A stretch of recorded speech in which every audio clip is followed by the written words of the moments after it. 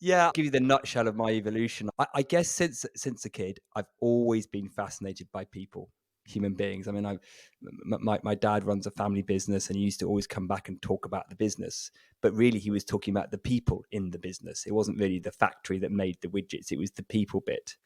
My mum was a farmer. Yes, she'd talk about the crops and the animals, but she'd also talk about the people and the neighbouring farmers. So people is all, from a little kid, I've just been fascinated by what it is to be a person and how we all get on. And how we can change and how we can go from being in a good mood to a bad mood, and how certain things happen for some people and don't happen for other people. So, I mean, I had a schooling which was academic, of course. I then read law at university. And again, the thing I was fascinated wasn't the statutes, it was the sociology of law. It was, well, how come that judge made that decision? And I went into business. I worked for FMCG, fast moving consumer goods, big businesses like Walker's, Crisps, and Mars Confectionery. Again, the thing I was interested in was the people. And then I came across, I studied a bit of counseling very early on. And I realized it wasn't really for me, because I thought I would like it because it went into people, but it went too past and I wasn't interested.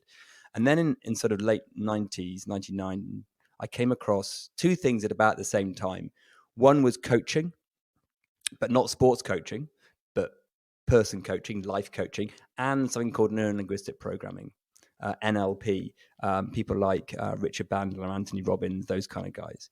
And I was like, wow, this is phenomenal, because it answers a lot of the questions I have about human performance and human well-being. And actually coaching gave me the framework to do it. And I sort of said to myself, I want to quit my job and do this. I want to be one of these coaches. And back then, 2000s, there wasn't a lot of people doing it. I mean, I set myself a little website out, and I was on page one Google. I mean, Google was early back then too. But, there I was, bang. Feelhappynow.co.uk. It was my first coaching thing. And I found, by having conversations in a particular way with people, by asking particular questions, by helping them see the role of their mind, you could really make a difference. And I said to myself, does it feel right to charge someone for having a conversation? Was part of my thinking. And then I realized, well, if it produces value for them, yes, because people are doing all sorts of things to have a better life. They'll buy profiteroles, or go on holiday, or buy new shoes, or get a promotion, and here they are, can have a conversation and feel better. So, and it went from there, really. And then my evolution has been moving away from those, what I would call psychological interventions, where I'm helping people have a different take on their psychology, or reprogramming their psychology, which things like neurolinguistic programming were doing, positive psychology. I also did things like hypnotherapy, EFT, tapping, energy work. So I've been through quite a few things. And then at about 2008, 2009, I was lucky enough to be pointed in a slightly different way, which was to look at, well, what we were before psychology, what I call before psychology. Some people might want to call it spiritual. I tend to call it before psychology, because that scares the horses less, especially when you work in business. And really, it's looking at the nature of thought rather than the content of thought, the nature of thought. And then that sort of went a bit further up into the nature of consciousness. So even before, so I had a phase where I was talking a lot about the nature of thought. And then I now sort of in the last 6-7 years moved to more looking at the nature of consciousness and awareness and what we are, and the whole very fabric of what reality is made of.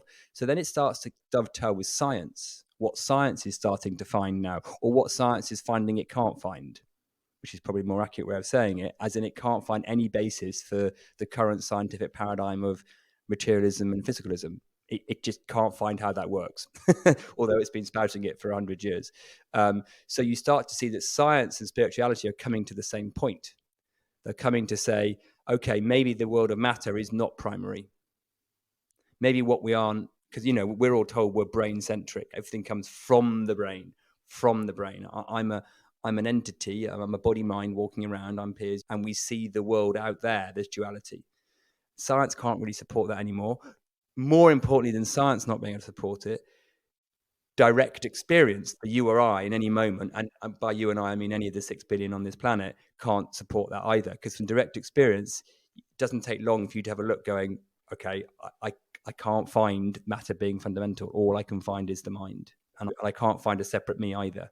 So direct experience and science are starting to point to the fact that maybe materialism is an old paradigm, just like when we realized the planet was round and not flat, and when we realized, oh, we go around the sun, not the other way around.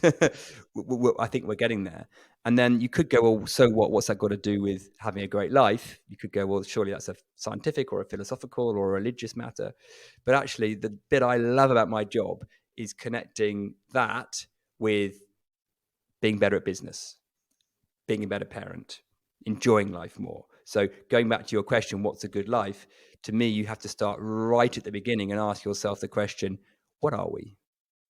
Whereas in the old days, possibly I would answer the what is a good life question by going, let's sort your psychology out. And then that might sort your game of life out. Now I'm going back before that and answering the question by starting somewhere quite different. That's a potted